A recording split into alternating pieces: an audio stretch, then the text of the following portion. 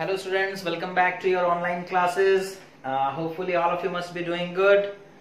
So students, today we will move on with our course that is in chemistry. Till now we have studied up to acids. We have studied the properties of acids. We have studied the characteristics of acids. Okay. We have studied different types of acids, and finally at the end we studied the uses of different acids, different mineral acids. In today's class we will discuss about bases, okay, which are chemically just opposite to that of acid. Okay, so first of all, what is a base? Okay,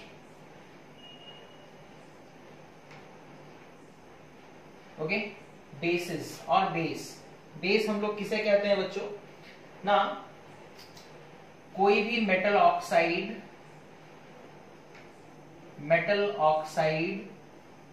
या फिर metal hydroxide, okay, इसे हम लोग कहते हैं basis. Okay, अच्छा, physical property के हिसाब से अगर हम लोग डिफाइन करेंगे, फिजिकल प्रॉपर्टी के हिसाब से, ओके, अगर हम लोग फिजिकल प्रॉपर्टी के हिसाब से डिफाइन करेंगे तो बेस को क्या लिखेंगे ना? Base is a substance, okay, base is a substance having a bitter taste. उसका टेस्ट कड़वा होता है बच्चों, है ना? That is a bitter taste. Bitter का मतलब होता है कड़वा, okay, and slippery to touch, slippery और सोपी टू टच। ओके, जैसे सोप को जब हम लोग टच करते हैं, जब उसे हम लोग छूते हैं तो एक स्लिपरी हम लोगों को फीलिंग आता है। That kind of touch is provided by A base. Okay, तो बेस भी छूने में बच्चों स्लिपरी है, यानी कि सोपी टच हम लोग उसे कहते हैं। तो ये फिजिकल प्रॉपर्टी के हिसाब से बेस का डेफिनेशन ऐसे लिखा जाता है। लेकिन हमें ज्यादातर क्या पूछता है? बेस का definition as per its chemical properties, है ना? तो केमिकली अगर हम लोग देखेंगे, केमिकल प्रॉपर्टीज के आधार पर अगर हम लोग देखेंगे तो बेस क्या है? केमिकल प्रॉपर्टीज के आधार पर अगर हम लोग देखेंगे तो बेस क्या है बच्चों ना? Any substance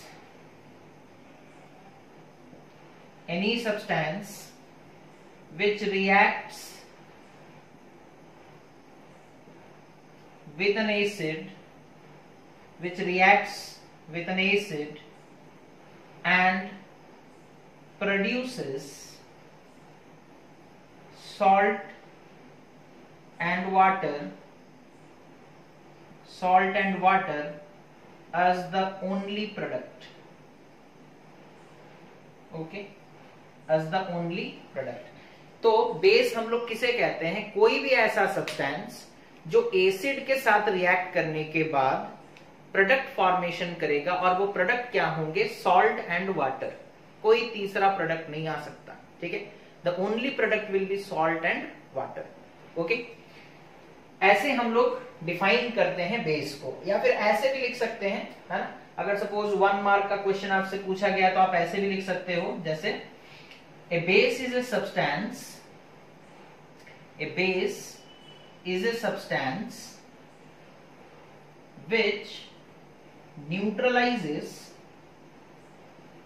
which neutralizes an acid। Okay, base वो सब्सटेंस है जो एसिड को न्यूट्रलाइज कर सकता है। बेस वो सब्सटेंस है जो एसिड को न्यूट्रलाइज कर सकता है, ठीक है? तो बेस का यहां पर हम लोग जो केमिकल प्रॉपर्टी के आधार पर जो डेफिनेशन देखे हैं, इसका हम लोग एग्जाम्पल लेते हैं, ठीक है? एग्जाम्पल लेंगे इसका। तो फिजिकल प्रॉपर्टी जो लिखा हुआ है इसे मैं मिटा रहा हूं। ओके, एग्जाम्पल देखो, जैसे कि सपोज कर लो सोडियम हाइड्रोक्साइड और hydrogen chloride, that is hydrochloric acid, इन दोनों को हम लोग रिएक्ट करवाते हैं। ये एक एसिड है ना। अच्छा, इन दोनों के बीच में रिएक्शन हुआ, अब ये क्या है हमें नहीं पता, ठीक है, लेकिन हमें ये पता है कि HCl एक एसिड है। इन दोनों के बीच में सपोज रिएक्शन हुआ, प्रोडक्ट क्या आया देखो, NaCl प्लस H2O। अब NaCl बच्चों एक सॉल्ट है और H2O दैट इज वाटर, है ना। अब डेफिनेशन के आधार पर देखो, any substance which reacts with an acid, कोई भी सब्सटेंस जो एसिड के साथ रिएक्ट करने के बाद प्रोड्यूस करेगा सॉल्ट एंड वाटर, उसी को हम लोग बेस कहेंगे। तो NaOH एसिड के साथ रिएक्ट किया, NaOH एसिड के साथ रिएक्ट किया, सॉल्ट और वाटर बनाया, तो NaOH को हम क्या कहेंगे, बेस कहेंगे। क्या कहेंगे, base, it is a base. Okay, similarly हम लोग और भी कुछ एग्जांपल्स ले सकते हैं, जैसे कि सपोज कर लो, एक एग्जांपल हम लोग और लेते हैं, जैसे सपोज मैग्नीशियम ऑक्साइड MgO, ठीक है, उसे सपोज हम लोग रिएक्ट करवाते हैं किसके साथ, H2SO4 के साथ, H2SO4 के साथ, ठीक है। आपको पता होगा H2SO4 एक एसिड है ना, दैट इज सल्फ्यूरिक एसिड है वो। अब मैग्नीशियम ऑक्साइड सल्फ्यूरिक एसिड के साथ रिएक्ट करता है, फॉर्मेशन करता है magnesium sulphate that is MgSO4 plus H2O।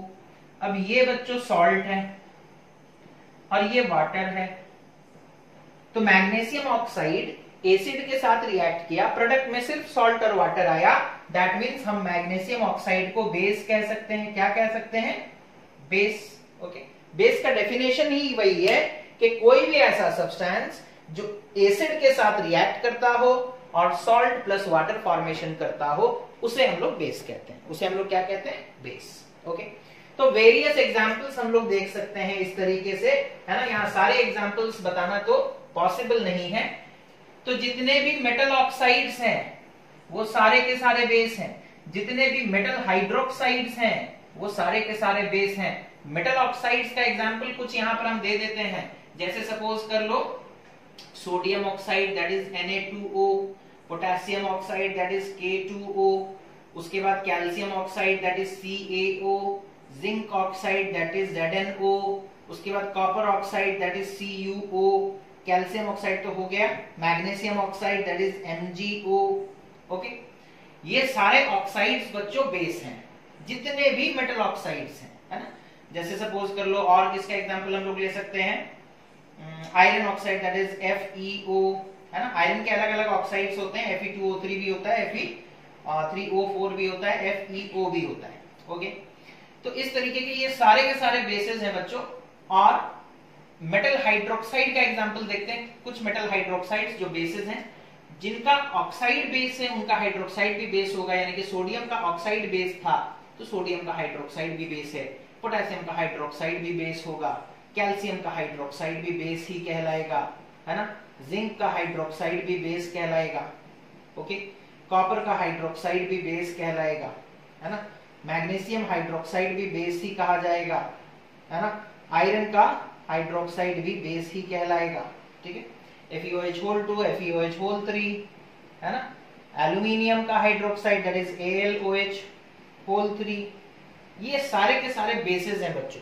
Because इनमें से किसी को भी आप एसिड के साथ रिएक्ट करवाओ तो ये दो प्रोडक्ट देंगे, that is salt and water, है ना, सॉल्ट एंड वाटर। ओके, जैसे सपोज कर लो आप बोलोगे सर हम कॉपर ऑक्साइड को रिएक्ट करवाना चाहते हैं, चेक करेंगे ये बेस है या नहीं, तो कॉपर ऑक्साइड को सपोज हम सल्फ्यूरिक एसिड के साथ रिएक्ट करवाते हैं, दैट इज H2SO4, तो यहां पर एक डबल डिस्प्लेसमेंट रिएक्शन होगा और फॉर्मेशन क्या होगा, कॉपर सल्फेट प्लस H2O।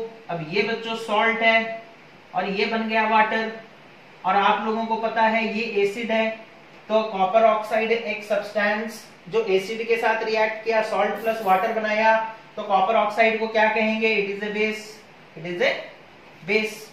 समझ में आ रहा है? तो इन्हें हम लोग बेसेस कहते हैं। Bases are those substances which on reacting with acid produces only two products and those two products are a salt and a water, है ना। एक सॉल्ट बनेगा और दूसरा वाटर होगा। सॉल्ट अलग अलग बन सकते हैं डिपेंडिंग कि आप किसके साथ रिएक्ट करा रहे हो। सोडियम हाइड्रोक्साइड अगर बेस होगा तो सॉल्ट होगा sodium chloride, sodium magnesium oxide अगर बेस होगा और इधर एसिड H2SO4 होगा तो सॉल्ट होगा MgSO4, है ना। ये केमिकल रिएक्शन चैप्टर में हम लोग देखे थे डबल डिस्प्लेसमेंट रिएक्शन के, ये सारे एग्जांपल्स हैं, न्यूट्रलाइजेशन रिएक्शन का एग्जांपल है ना। तो इस तरीके से बेसिस जो है वो एसिड्स के साथ रिएक्ट करते हैं और सॉल्ट प्लस वाटर फॉर्मेशन करते हैं। इतना क्लियर है? ओके।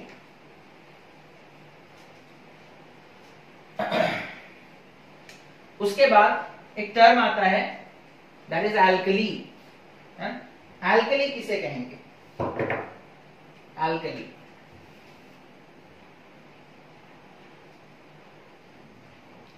एल्कली किसे कहते हैं बच्चों? those bases which are soluble in water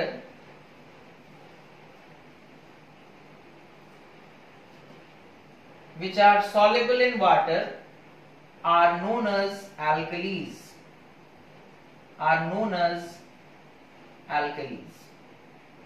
okay. अब देखो बेसिस तो बहुत सारे हैं, लेकिन क्या सारे बेसिस वाटर में सॉल्युबल हैं? नहीं। जो बेस वाटर में सॉल्युबल है उन्हीं को हम लोग एल्कली कहेंगे, उन्हीं को हम लोग क्या कहेंगे? एल्कली कहेंगे। तो all bases are not alkali but all alkalis are bases, okay.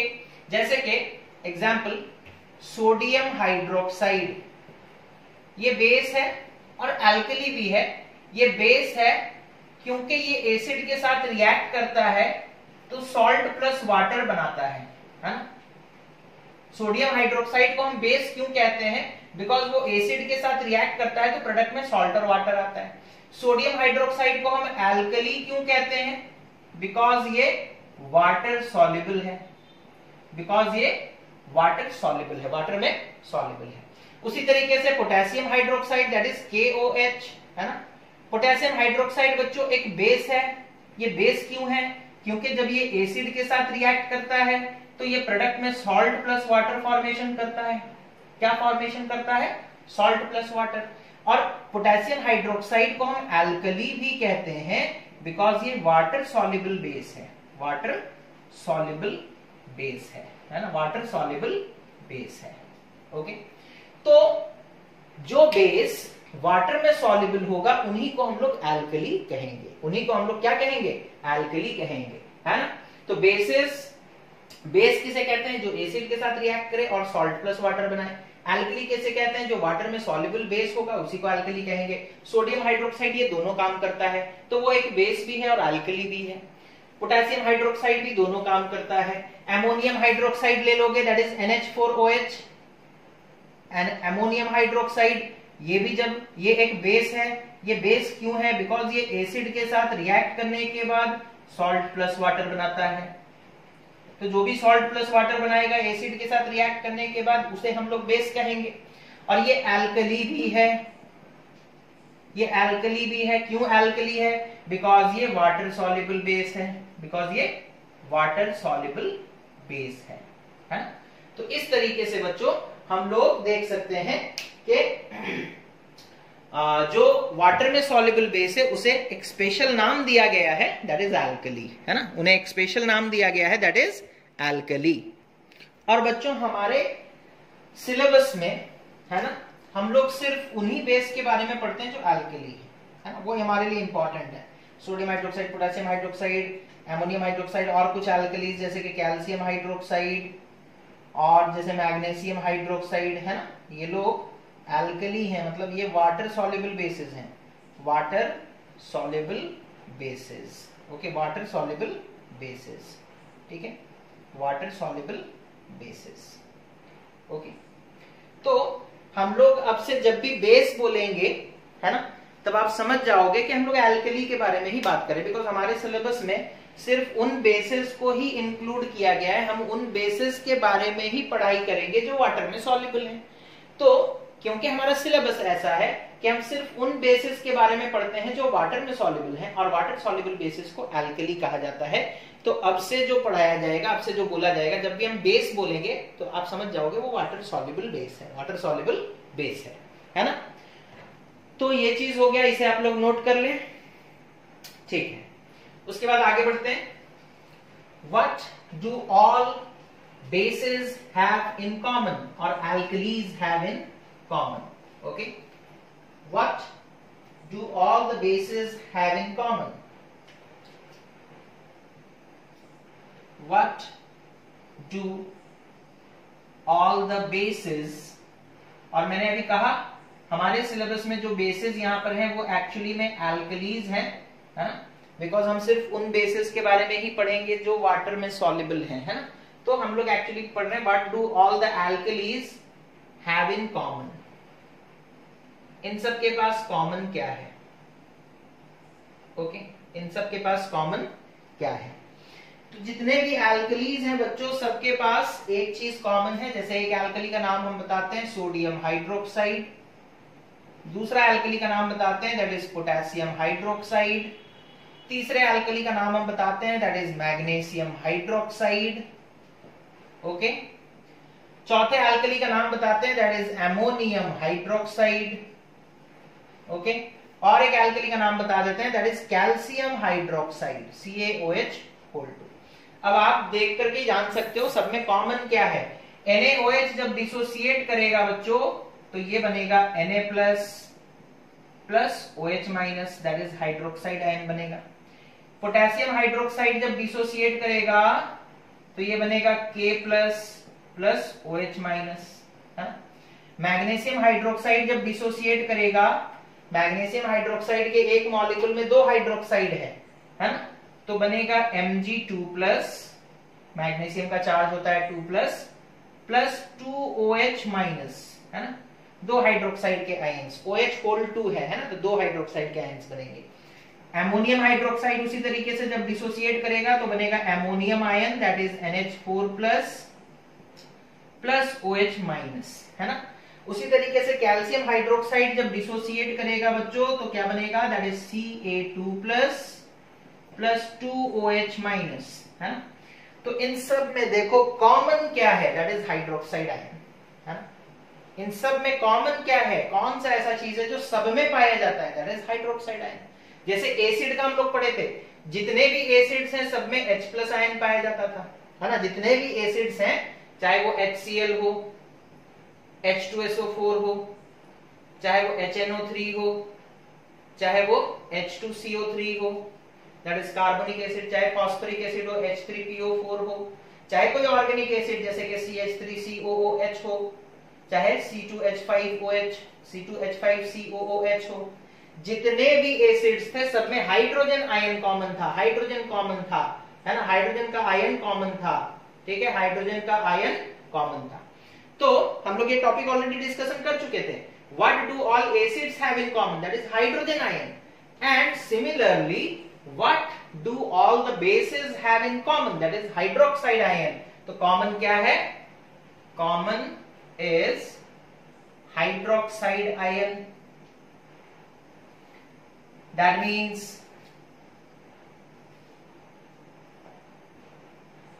means alkalis, okay, on dissolution in water, मतलब उसे वाटर में डिसॉल्व करेंगे, that means alkalis on dissolution in water produces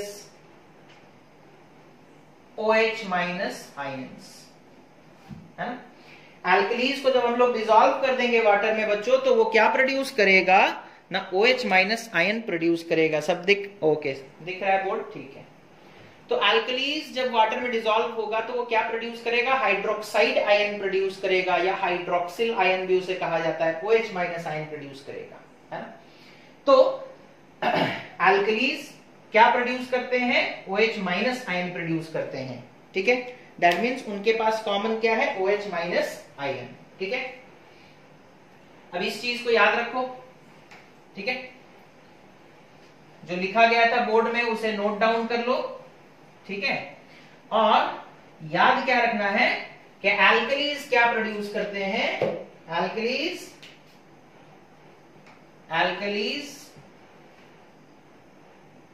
on dissolution in water produces hydroxide ion, that is OH minus ion. Alkalis को जब बच्चों water में dissolve किया जाता है वो हाइड्रोक्साइड आयन प्रोड्यूस करता है। अब हम लोग एल्कलीज को दो कैटेगरी में बांट देंगे, strong alkali and weak alkali. Strong alkali and weak alkali. Strong alkali किसे कहेंगे? ठीक है, देखो एल्कली क्या प्रोड्यूस करता है? Hydroxide ion. जो एल्कली वाटर में डिसॉल्व होने के बाद बहुत सारा हाइड्रोक्साइड आयन प्रोड्यूस करेगा वो स्ट्रॉन्ग होगा, और जो एल्कली वाटर में डिसॉल्व होने के बाद ठीक तरीके से डिसोसिएट नहीं करेगा और कम हाइड्रोक्साइड आयन प्रोड्यूस करेगा वो होगा वीक एल्कली। समझ में आ रहा है? स्ट्रॉन्ग एल्कली कौन होगा? Those alkalis which dissociates almost completely, okay, almost completely in water, producing high concentration of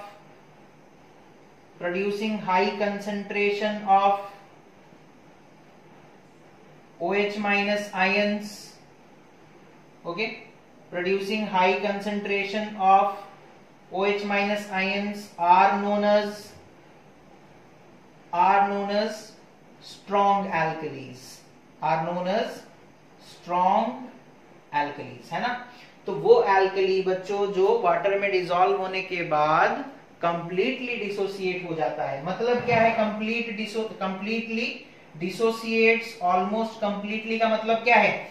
जैसे सपोज कर लो आप 100 मॉलिक्यूल्स NaOH के लिए, है ना?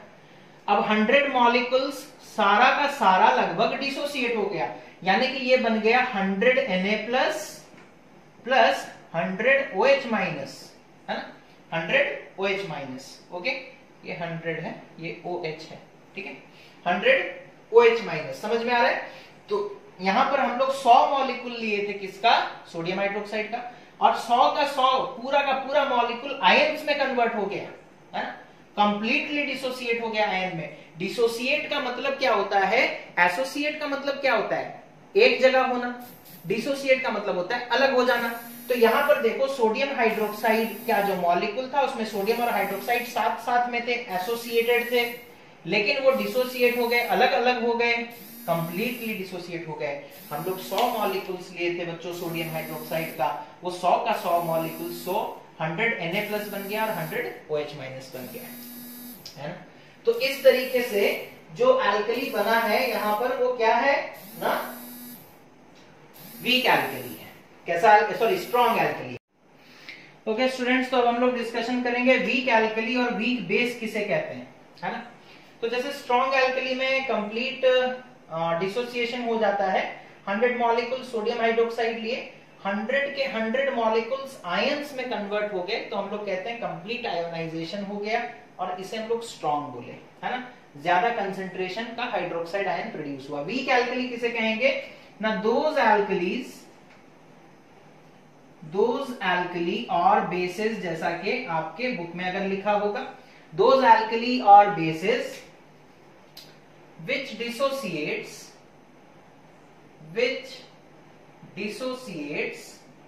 partially in water, producing low concentration of hydroxide ions are known as weak alkali और bases। ठीक है, तो हमारे पास कोई एल्कली या बेस है बच्चा, वाटर सॉल्युबल बेस। ओके, जब उसे वाटर में डिसॉल्व किया गया तो वो बहुत कम मात्रा, लो कंसंट्रेशन, कम कंसंट्रेशन में हाइड्रोक्साइड आयन प्रोड्यूस कर रहा है। तो ऐसे एल्कली या बेसिस को हम लोग वीक एल्कली या वीक बेस कहते हैं। जैसे कि एग्जांपल हम लोग 100 मॉलिक्यूल्स एमोनियम हाइड्रोक्साइड के लेते हैं, ठीक है, 100 मॉलिक्यूल्स एमोनियम हाइड्रोक्साइड के लेते हैं। यहां पर देखो, एक मॉलिक्यूल एमोनियम हाइड्रोक्साइड का जब डिसोसिएट होगा तो NH4+ और OH- यानी कि एक हाइड्रोक्साइड आयन बनाएगा। तो 100 मॉलिक्यूल्स में से 100 हाइड्रोक्साइड आयन्स बनने चाहिए, लेकिन हम लोग देखेंगे कि 100 मॉलिक्यूल्स एमोनियम हाइड्रोक्साइड से 20 NH4+ सपोज बने, प्लस 20 OH- आयन्स बने, और बाकी 80 तो डिसोसिएट ही नहीं हुए। 80 मॉलिक्यूल्स जो है वो NH4OH पहले भी थे और अभी भी NH4OH के आकार में ही हैं। 100 में से 80 आयन्स नहीं बने बच्चों, सिर्फ 20 बने, तो 20 OH- आयन प्रोड्यूस हुआ। यहां देखो 100 मॉलिक्यूल्स NaOH का लिए थे, वो 100 हाइड्रोक्साइड आयन प्रोड्यूस किया था। यहां 100 मॉलिक्यूल्स एमोनियम हाइड्रोक्साइड का लिए, वो सिर्फ 20 हाइड्रोक्साइड आयन प्रोड्यूस किया। तो ये low concentration of hydroxide ion produce कर रहा है, यानी कि ये वीक एल्कली या वीक बेस है ना, वीक एल्कली या वीक बेस है। और भी कुछ अलग एल्कलीज हैं जो वीक हैं, जैसे कि कैल्शियम हाइड्रोक्साइड, मैग्नीशियम हाइड्रोक्साइड, है ना, मैग्नीशियम हाइड्रोक्साइड। ये लोग भी जब डिसोसिएट होते हैं बच्चों तो कंप्लीट नहीं हो पाते, कंप्लीट डिसोसिएशन नहीं हो पाता, और वो लोग कम मात्रा में हाइड्रोक्साइड आयंस प्रोड्यूस करते हैं, है ना। मैग्नीशियम हाइड्रोक्साइड को बच्चों मिल्क ऑफ मैग्नीशिया भी कहा जाता है, मिल्क ऑफ मैग्नीशिया, ठीक है।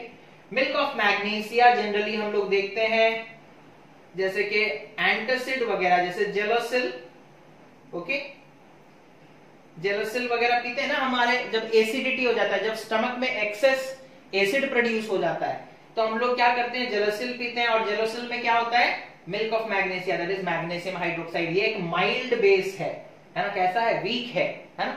इसे जब हम लोग पीते हैं तो हमारे स्टमक में जो एक्सेस एसिड है उसके साथ वो रिएक्ट करता है और उसे न्यूट्रलाइज करता है ना। तो ये एक एंटासिड के आकार में यूज होता है, एंटासिड, ओके। तो ये था बच्चों स्ट्रॉन्ग एल्कली और वीक एल्कली के बीच में कंपैरिजन। होपफुली आप लोगों को समझ में आया होगा। तो इस वीडियो में जो भी पढ़ाया गया है उसे ध्यान से पढ़ें, अपने बुक को थॉरली रीड भी करें, है ना। जो एग्जाम्पल्स अगर हमसे पढ़ाते वक्त छूट गए होंगे तो उसे आप लोग देख लें। कंसेप्ट अगर समझ में आ गया होगा तो वहां पर भी आप लोग पहचान सकते हैं कि वीक एल्कली कौन है और स्ट्रॉन्ग एल्कली कौन है। और इंपॉर्टेंट चीज ये है कि प्रैक्टिस करें क्वेश्चन आंसर्स को। इससे रिलेटेड जितने भी क्वेश्चन अब तक जितना भी एसिड बेसिस एंड सॉल्ट का पढ़ाई हो चुका है उससे रिलेटेड जो भी क्वेश्चन आंसर्स है बच्चों, सारे क्वेश्चन आंसर्स को आप लोग खुद से ट्राई करते रहें, और जो नहीं आए तो उसे व्हाट्सएप में भेज दें ताकि हम उसे सॉल्व करके आप लोगों तक वापस रिप्लाई दे सकें, ठीक है। तो इस वीडियो को देखने के बाद आपका काम है क्वेश्चन आंसर्स को अटेम्प्ट करना और डाउट्स को क्लैरिफाई करना, ठीक है। तो thank you for watching, have a nice day.